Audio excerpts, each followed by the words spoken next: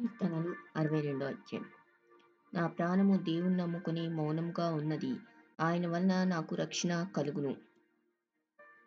ఆయనే నా ఆశ్రయదుర్గము, ఆయనే నా రక్షణకర్త. ఎత్తైన నా కోట ఆయనే, నేను అంతగా కదిలింపబడను.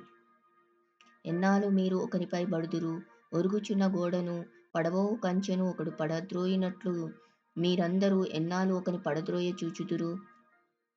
అతని ఔన్నత్యము నుండి అతని పడద్రోయుటకై వారు ఆలోచించుదురు.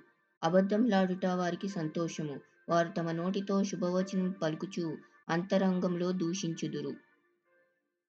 నా ప్రాణమా, దేవుని నమ్ముకొని మౌనంగా నుండుము. ఆయన వల్లనే నాకు నిరీక్షణ కలుగుచున్నది. ఆయనే నా ఆశ్రయదుర్గము, నా రక్షణాధారము.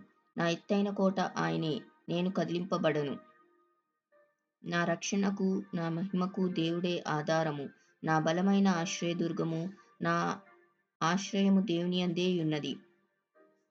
జనులారా, ఎల్లప్పుడూ ఆయన యందు నమ్మిక ఉంచుడి. ఆయన సన్నిధిని మీ హృదయములు కుమ్మరించుడి.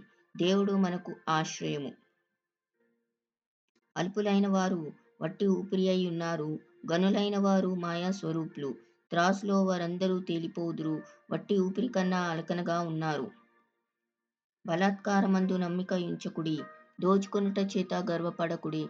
ధనము హెచ్చినను దాని లక్ష్యపెట్టకుడి.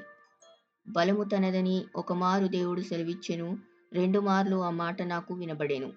ప్రభువా, మనుషులందరికీ వారి వారి క్రియల చొప్పున నీవే ప్రతిఫలమిచ్చుచున్నావు కాగా, కృపచూపుటయు నీది.